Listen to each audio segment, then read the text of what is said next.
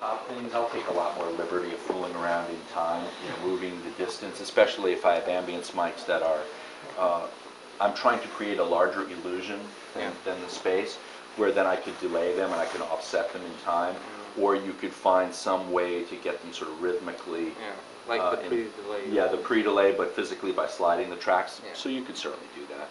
But I wouldn't be doing that for the purpose of phase or anything like that, because most of the time the ambience mics are not correlated to much of anything. They're so far away that there's a time delay anyway. But I like to use omnidirectional mics when possible. And in fact, what we'll do with the 87s, when we put the 89s, when we put the 89s up there, we'll put them in omni. I was going to bring some omnidirectional mics. I like to use omnis as much as possible because, number one, they don't exhibit the proximity effect. Like cardioids, as soon as I move in, we get the proximity effect, the low end comes up, and omnis don't do that. So I can get very close and very present, and yet I don't get the tonality that a cardioid would give me. And with omnis, if we're in a really pleasant space, then we get really beautiful leakage. Leakage in the best way. We say the word leakage and it sounds like a bad thing. It's not a bad thing, it's just an observation. So if it's not working for us, then it's a bad thing. But leakage can really give us a sense of dimension. So I want to both place the ensemble in such a way that we get good leakage and yet enough control. So that would be the goal. So this should be fairly straight ahead. The beauty of the group that we recorded in Belgrade was that, and I say that because we're talking about miking violin, and violin has that tendency with some players and some instruments to just be really forward, really mid-range, and it can be like, ooh, in your ear. So the ribbon mics are very nice. The older RCAs, the famous pill-shaped ones, and the triangular, trapezoidal-shaped 44s and 77, the old 1940s, 1950s RCA mics. Those are classic mics. Those are more sensitive. The modern ribbons, like the Royers, are a little bit more robust. And in fact, Royer is very nice. At least they are with us. We own so many that if we break a ribbon, that they'll replace it one time, okay, without sending you a very large bill. But then after that, it's going to cost you. AEA is another company that makes recreations of classic ribbon mics, and they make stereo ribbon mics, as Royer does now. They have an SF24, which are two elements in one body, which are very nice to place for overheads or inside a piano or as ambience mics for strings. So I'm a big fan of the ribbons on things like violins, certainly on brass instruments. Trumpet on a ribbon gives you a warmth but a smoothness in the top, and it's not harsh or overly mid-rangey. If there's one problem with ribbons, is that they have relatively low output. They don't give you a big signal out, so you need a microphone preamp that's going to give you a lot of gain, but cleanly, without introducing noise. Now, Royer did just come out with an active ribbon, which is like a condenser in the fact that it requires phantom power. And at first, you tell all the students, never apply phantom power to ribbon microphones. Never, never, never do that. Then they come out with a ribbon microphone that has active electronics, and you must use phantom power. So we've had to put special labels to remind people that these are the passive ribbons and these are the active ribbons. And in fact, the modern ones will ignore it. Will ignore it. The modern Royers will ignore it, but the old-time RCAs would be very unhappy if you sent 48 volts of it. So we're careful about that. How often do they need service? Well, they shouldn't need service. We're using U67s that are 40 years old, 50 years old, and if they're properly maintained, they'll last you 100 years. So if you're careful with the ribbons, then you won't need to service them. It's usually putting them in the wrong application, again, on a bass drum or something like that, where you'll blow them out. But if we had a ribbon and we wanted to use it on our drummer's bass drum today, you could put it at a 45-degree angle, so it's not receiving the direct blast of that air coming out of the drum if it's an open front. We could do that, and that's actually quite a nice sound on a jazz kit with a double-sided bass drum. We'll put it above and that way you wouldn't injure it. And again, they're fairly robust. The modern ones are, the Royers are. So they're about $1,200 each, American $1,200, whatever that translates into euros. So that's not so bad in the grand scheme of microphones.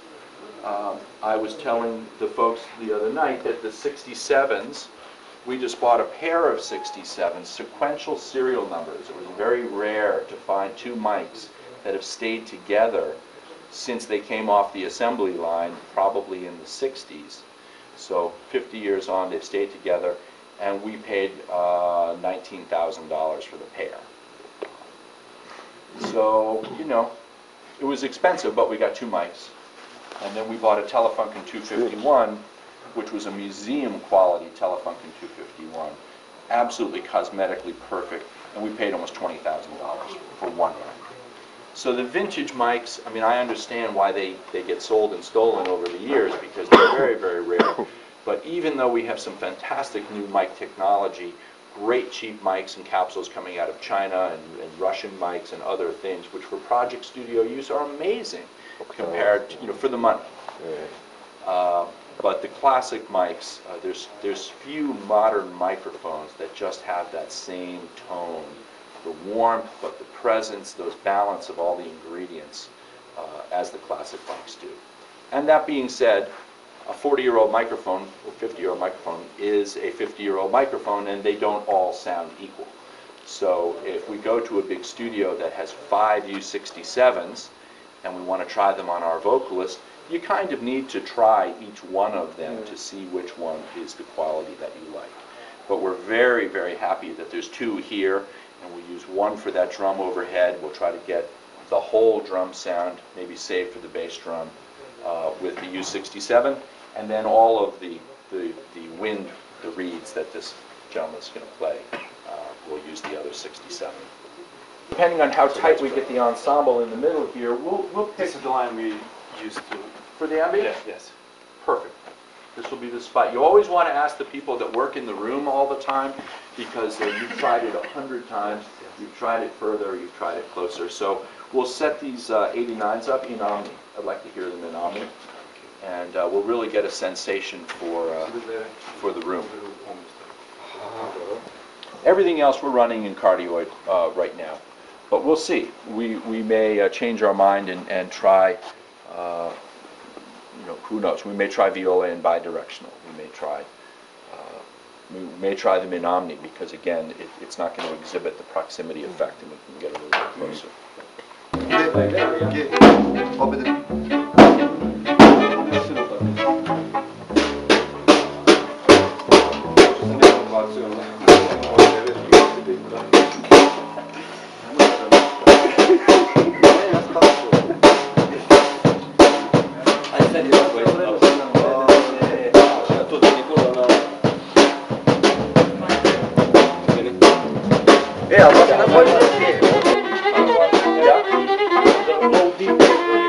One octave down?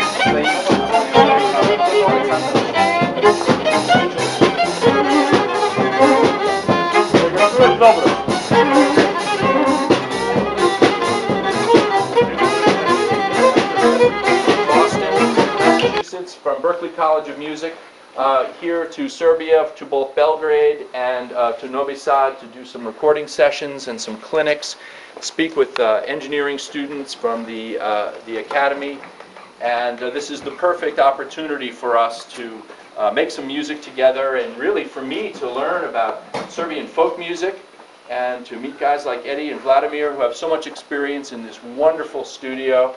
And I think it's as much, if not more, of a thrill for me to be here than it may be for you to have me talk.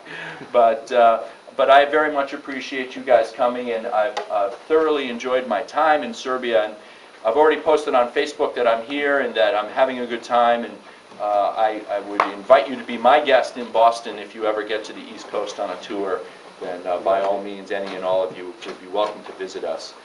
We have a new campus in Valencia, Spain, so at least it's here in Europe, and maybe you could get there sometime. We're doing Mediterranean music, and music from all over the region, all the influences that come into flamenco music and Mediterranean music. So of course the music of Serbia and all your influences from Turkey and other places come into play, and you might find what we're doing in Spain to be interesting. So our agenda today is relatively simple. You know, basically we're on time, we're relaxed, and we're set up. We are under no pressure. We can plug in, we can record as many things that you would like, and my goal would be to just once we get good sounds and a good blend and know that you're comfortable, to roll and let you play as many things as you'd like. I would ask that when we start each song, if you could verbally announce what it is and what the name is and which take number we're doing, and that way there's no confusion later. We'll try to do some mixing here this afternoon, and the students and myself and any of you will go in the control room and we'll do some mixing. But I'm also planning to take these files back to Boston and mix in my own studios where I actually know what's going on, and we can get a sound. And I'll be happy to send these mixes to you and share the multi-tracks with you, and you can use them in any way that you like. You can use them for release or demo or however you'd like to use the recordings. And that would be our thank you for coming in to do the playing today. So are there any questions at this point from the students or anybody else about the setup and what we're doing? Pretty straight ahead. I mean, really, in a studio like this where we have the advantage of such high ceilings, we're going to get an incredible amount of really nice separation on the instruments, even though we're just baffling the drums a little bit to keep them directly out of some of these other mics. But you are so familiar in this area of recording acoustic music that I likely don't have to tell you much about this. Eddie, my only other thought, just because this is so special, is thinking about these ambience mics. Okay.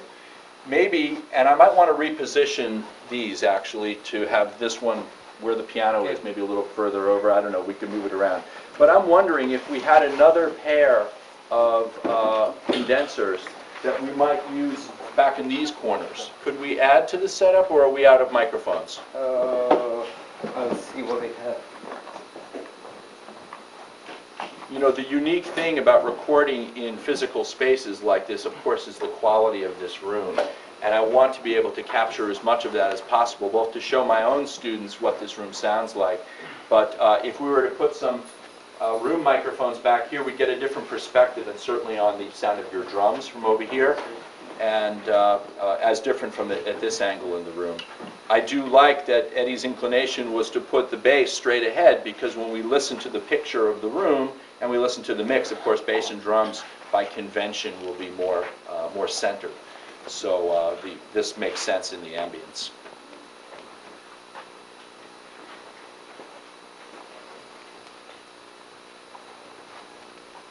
Great. So that looks good. That's nice and symmetrical with the bass right up the middle and the drum. So if we keep this line, that's perfect. And then maybe we'll try another pair back here.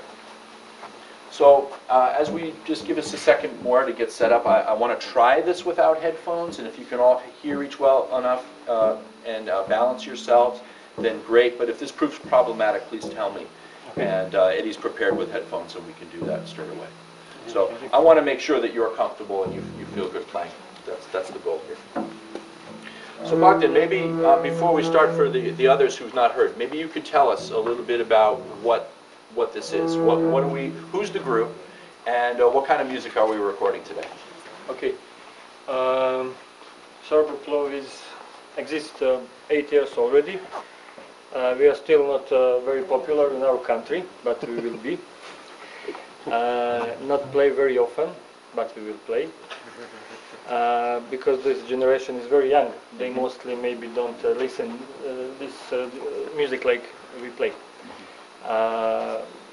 basically we are playing a music, origin Serbian music from the urban area from the beginning of 20th century. It was our first idea.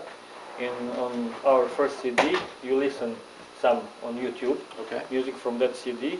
We mostly play the dances from the period from the beginning of the 20th century between 20 and 30s. Actually, we call it old city music, something like that. Okay. If my translation is okay, or civic music, something like that. So it was our topic on first CD. We also recorded, as I mentioned you in a mail, second one CD. We recorded it 4 years ago and still didn't publish. Okay. But the music is not commercial and it's still fresh, and I hope we will publish it till the end of this year. We also play a sort of old city music style. Because of that, I use the strings. Actually, in our tradition, we don't use strings like main instruments. It is just part of the bigger orchestra. Right. And I have some examples in music in origin music from the Vladimir Pavlovich Tsarevac. This very marvelous, very brilliant guy, born 100 years ago and more. And he used just violin, without accordion, because accordion is national instrument in our country. Great. So we are very atypical because we don't have. You don't have an accordion. We don't. Even my father was accordion player. Wow. So we played mostly. We started to play in quartet with 2 violin, viola, contrabass. Now we play with basically 3 strings, like you see here. And we invited Istvan to help us. Because basically we are not groovy ensemble, we don't play groovy music with strong rhythmical figure. Okay. And but today we will play something relatively different. Okay. Melodies are typical folk music. In the first piece we're gonna play one typical Serbian, maybe even gypsy gypsy dances. Actually. The most important, our main form is Serbian dances kolo.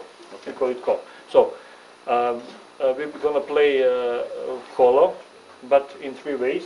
In first, I thought to record that first. Serbian way, Bulgarian way, Romanian way, same melody. And what would be the difference between those 3 interpretations? Oh, basically different treatment of the rhythm, you know, Okay. a little bit stronger, because basically we do some playing with rhythm. Basically rhythm figure is very simple. It is Slavic, sort of Slavic rhythm. Sort of 2-beat thing. Yeah. But here we can use maybe a little bit more contemporary, but not too far from the basic, you know. Okay. We have some. You will listen some maybe very strange changes. It is not continual, you know. Rhythm. Okay. It is something playing with rhythm. It is in the first piece. Okay. In the second one, I thought if we will have time to record, it's also sort of a gypsy Serbian, because gypsy's music is very influencing, not just here in Balkan, but all over the world. Sure. It is because of deep tradition of gypsy musicians, very long, very many centuries. So this is sort of little bit also very typical rhythm, and with a little bit different harmonization, using some, I don't know, for instance D9 or something like that accords, just to color. Give it a little color, yeah. Just to change the color, Right. because I like author of a project Serboplo, Serbian Music Time Machine. I didn't want to go so far from the basic, from our basic music. Right. But now we will go where what will happen. I want to make also to record third CD with a little bit more contemporary style, to see what will happen. And does any of this music have odd meters? We've heard a lot of things in 13/8 and other grooves. What you've described is, you know, very 2-beat kind of stuff. Is there other rhythmic interpretation that's more in odd meter for the music that you play, or no? No. No. A imamo mešovite ritmove. Sorry, I didn't say so. Yes, basically in this piece we will have in one part of mixed. Okay. 7/8. It's in 7/8, Yeah, which is right. Bulgarian. It is Right. Rečanica, typical. Okay, so that's typical of We Bulgarian. touch a little bit. We touch it. It is basic form, like umpa umpa. In Bulgarian is pa pa pa pa pa pa pa pa pa pa. So we basically use 2/4/4/4 because we mostly using the north middle music from the middle Serbia and the north part of the country and civilization, as I call it. So we are very atypical by that because mostly Serbian ethnical musicians band, they use south. It is 99%, as this young people knows, we mostly play music from the Kosovo or something like that. Okay. I especially wanted to play something because I was born in the middle of Serbia. Okay. It is my region. I It's know your- that music The most. the most, Right, yeah. of course. And I moved here 30 years ago, and it is my meeting with very different culture. We play, as you see, Erwin is Slovakian, Serbian Slovakian, yeah. Minority. He's and Hungarian and Serbian, mother is Serbian, and we are very mixed, and that meeting culture is very interesting in our sounding, and we try to not to play just straight style, mainstream Serbian, but to mix something from all of these cultures. Right. Well, this is particularly meaningful for me personally because my heritage, Jaczko or Jaczko, I guess how you pronounce it, is from the northern Hungarian border, the northeast border of Hungary. So somewhere in my DNA are gypsies and other crazy, wonderful musicians, and so this is particularly rich for me to do this. And the other half of my lineage is from Sicily, so that's a whole different temperament. That's a whole other attitude. But so we'll see what happens. Fantastic. That's a great explanation, and it sets the stage for what we're going to do. So why don't we just start to rehearse? Let's get comfortable, and Thank you you. let me know what I can do to help you. If there's anything that either a microphone or you can't hear, you let me know what it is, and we'll make sure to fix it. All right? MB1, U89, and MB2. Okay, the new ones. Yeah, new ones. Okay, great. And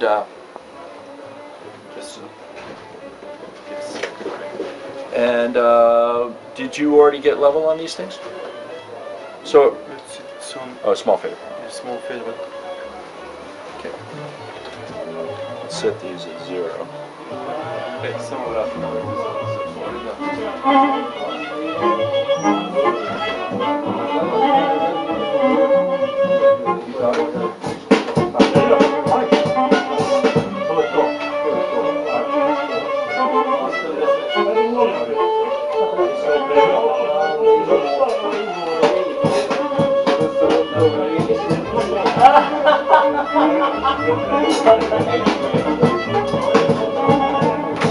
So, by the way, oh, okay. Like a little, sure. Yes.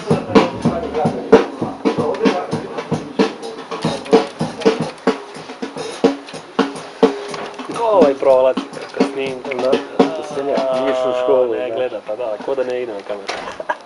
And I don't need to engage anything for the pan. The pan just works. Yes. Okay, great. These left, right, left, right. Okay. And you said these are the 89s? No, these. These are the 89s Yes. and these are the 86s? Yes. Okay, good. And I forget on this console, the wet switch does what? We don't need that? No. Not in this mode? No. Okay. This is gain. No. This is the gain. Oh, these are our monitors. Yes. Gains. I'm used to working the other way around. Okay. I see. Is this how you usually work? That this is your game? Yeah. You usually work it that this is monitor and this is game? Yeah. I see. Okay, fine. Okay, so that's an important point to reckon. Very. Right. Okay, good. So this is our game. So let's see what we got going on. Samo vratno.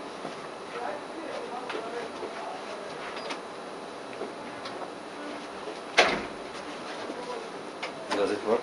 Yes. I think. course, they stop playing as soon as you want to hear them. Typical musicians. I told them to play. Typical musicians. Kaži Boga mi da sviraju nešto. Da se čujemo tamo. Svi da sviraju. Da vidimo da li radi sve.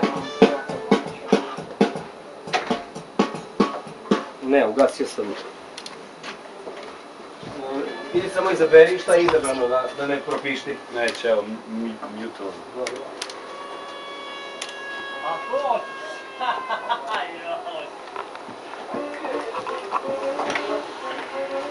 And where's our phase flip? Do we have a phase flip? Bass flip is... In there? Yeah. Okay. Se čujemo tamo.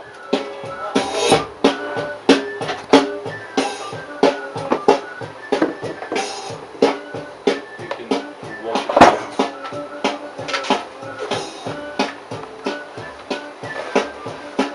Oh, okay.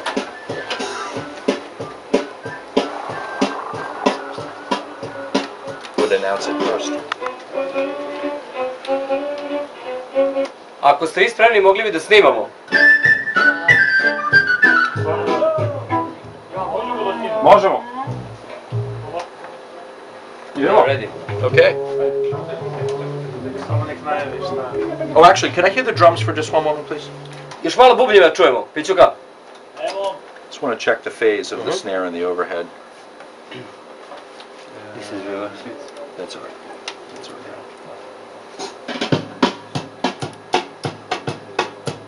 No, better. Okay.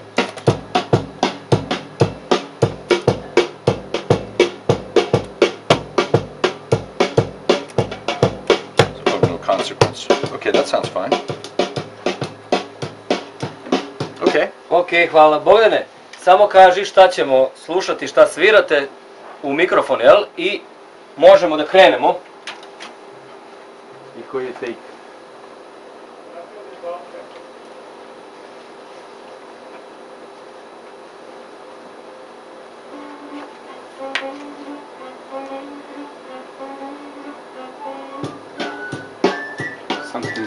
Solo. Just volume.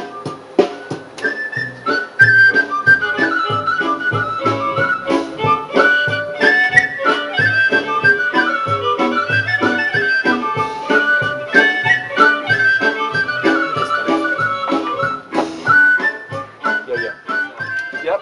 To mix up. Into channels, directly into channels Okay. 23 and 24. Channel line input, No, machine input. Tape machine input. tape machine input. 21, Je li on vezan 22. na tape machine ili na line? Hard disk. 21, 22, okay. Yep. Vezan je na That's tape. right. That's it. That's right. That's it. Okay. Yeah. And then that way I have it in the session. Okay. And then we just don't listen to it. Keep these off. Bogdane, možemo?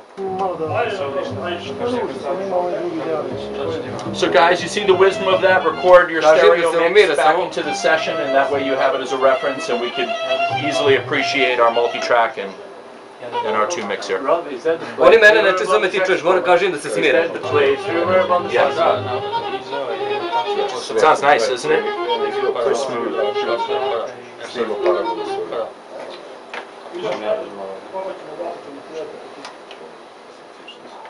Idemo, snimamo.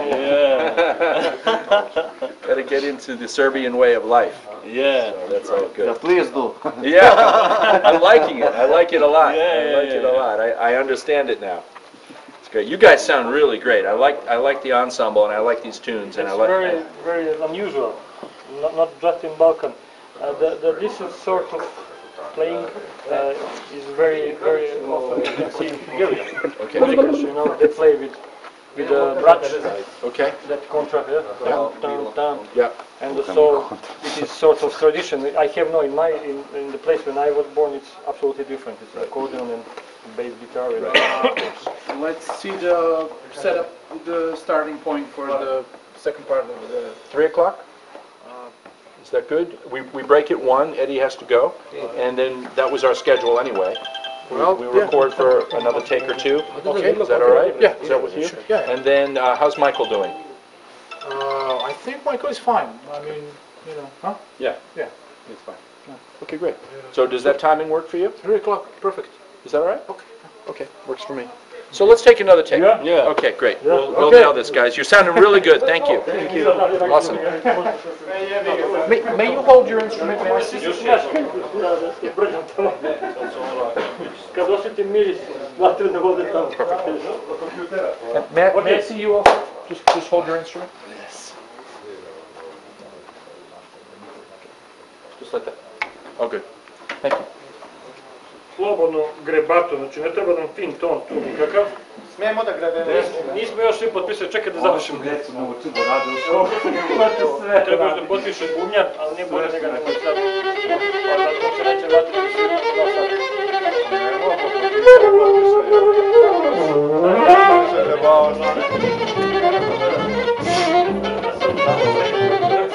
Ništa ne potpišeš. You don't use compression. Rarely. This kind Rare. of music, no. No. No. And We didn't get anything big better, I don't know. right. You know, it's interesting because when you listen, there's certain notes on that little flute that really leap out at you. Yeah. And I'm just curious if anyone ever goes after that and they try to compress it a little bit or, We can try. yeah. But if you compress, what about with dynamic range? Something happening with whole dynamic range, no? Yeah, gently though, you know, just to reduce Just a a bit bit, how okay. sudden, and because it's such a, the pitch of it is so intense, it's so upper mid-range, it really catches your ear. If you're listening loudly, you know, if you're listening quietly, the dynamic is fine. Yeah, But I was just curious whether anyone approaches this. I know this is a very organic music, and of course we respect that, but on the other hand, Why not? so that's why I was asking. It doesn't sound like you do. It doesn't sound like you go after these things with compression. Okay. Maybe on the next song, just for fun, I'd like to hear on the overheads one of these compressors, if they can even power up. I don't even know. But I've never used one before. It's not musically required. I'm just curious because it's interesting to see this gear. But in the meantime, why don't we try to make a mix of this? How does our overall level look? Is it too hot or are we okay? Too hot? No. It's okay. We're right up there. It's okay. But maybe violin is maybe too loud. The melody one or the back melody one? That's the second voice. Yeah. And the flute is the first. Skini jedan od kablova sa mikrofona, skini dva, ne tamo. Šta ti treba? Da probaš. Aha, oni kratki. Jel ima, ne. Please zoom in. He's so funny because he's like, oh no. Everything popped back up. Yeah, but please. Oh, let me know. The tracks went away. It's cute. To bi trebalo da mu pomogne. Srpski lek. Da. Imate čekice. Serbian medicine. Yeah.